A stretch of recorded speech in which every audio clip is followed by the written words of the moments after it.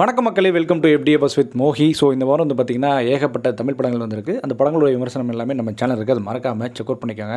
நான் பொதுவாக வந்து பிவிஆருக்கு போகிறது வழக்கம். அந்த பிவிஆர் போகிற தருணத்தில் இப்போ பாரு ஒரு படத்தினுடைய ஆட் வந்துகிட்டே இருந்தது. படத்தினுடைய பேர் தி லாங் வாக்.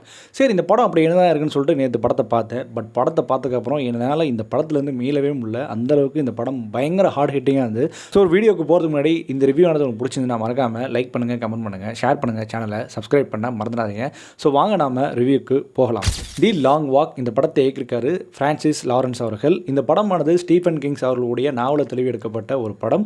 இந்த படத்தினுடைய கதையை பொறுத்த வரைக்கும் 100 பேர் வந்து பார்த்தீங்கன்னா ஒரு லாங் வாக் பண்ணணும். அதாவது 300 கிலோமீட்டர் தூங்காமல் சாப்பிடாமல் ரெஸ்ட்டே எடுக்காமல் நடக்கணும். அப்படி அவன் நடக்கிறது நிப்பாட்டிட்டாங்கன்னா ஷூட் அண்ட் செட் தான். ஸோ இதனுடைய ப்ரைஸ் என்ன கேட்டிங்கன்னா அவங்க என்ன கேட்டாலும் தரப்படும். ஸோ அதுதான் இவங்களுடைய ப்ரைஸாக அமையுது. ஸோ இவங்க எவ்வளோ தூரம் நடந்தாங்க, ஸோ இவங்களோட லைஃப் எந்த மாதிரியான நகர்வில் போச்சுன்ற கதையை நோக்கி தான் இந்த படம் நகரப்படுது. இந்த படத்தினுடைய பாசிட்டிவ் என்ன கேட்டிங்கன்னா அந்த படத்தினுடைய இந்த சப்ஜெக்ட் தான் முக்கியமாக. இதில் பேசக்கூடிய அரசியல் இது ரொம்ப ஸ்ட்ராங்காக பேசியிருக்காங்க.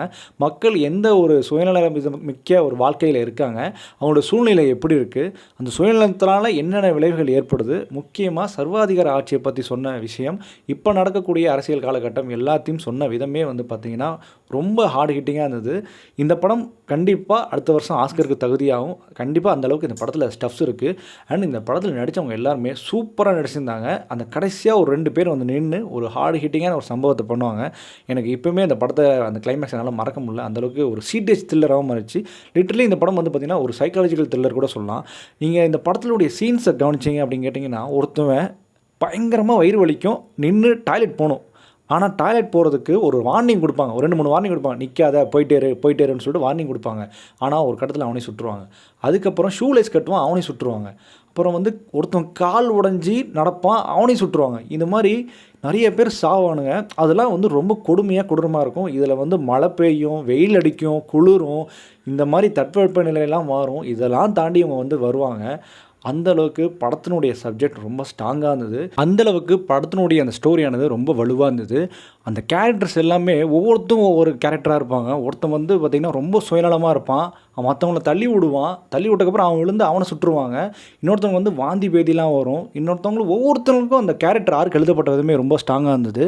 அண்ட் இந்த படத்தில் ஒருத்தவங்க ரொம்ப ஸ்ட்ராங்காக இருப்பான், ஆனால் ஒரு இடத்துல அவனோட சிச்சுவேஷனே மாறிடும், தட்பவெப்ப நிலையே மாறிடும். ஸோ அது மாதிரி லிட்டரலி இந்த படம் ஒரு சர்வைவல் த்ரில்லராக மாறுது. அட் சேம் டைம் வந்து பார்த்திங்கன்னா சைக்காலஜிக்கல் த்ரில்லராக ஆகுது.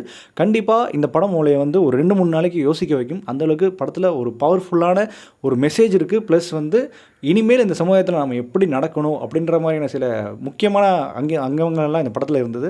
அது கண்டிப்பாக அட்ராக்ட் பண்ணிச்சு அப்படின்னு தான் சொல்லணும். படம் வந்து நான் பார்க்கும்போது ஒரு மாதிரி என்னடா கொஞ்சம் ஸ்லோ பேஸாக ஆரம்பிக்குதே அப்படின்ற மாதிரி ஃபீல் இருந்தது. ஆனால் போக போக போக இந்த படத்தினுடைய நம்ம வந்து என்கேஜ் ஆகிடுவோம். அந்தளவுக்கு இந்த படத்தினுடைய ஸ்க்ரீன் ப்ளே ரொம்ப சூப்பராகவே இருந்தது. நல்லா ட்ரைவ் பண்ணி கொண்டு போயிருந்தாங்க நம்மளை எல்லாரும். கண்டிப்பாக இந்த படத்தை நீங்கள் மிஸ் பண்ணிடாதீங்க. ஒருவேளை நீங்கள் தேட்டரில் மிஸ் பண்ணிங்கன்னா கூட ஓடிடியில் வரும். ஸோ அப்போயும் இந்த படத்தை மிஸ் பண்ணாமல் பாருங்கள்.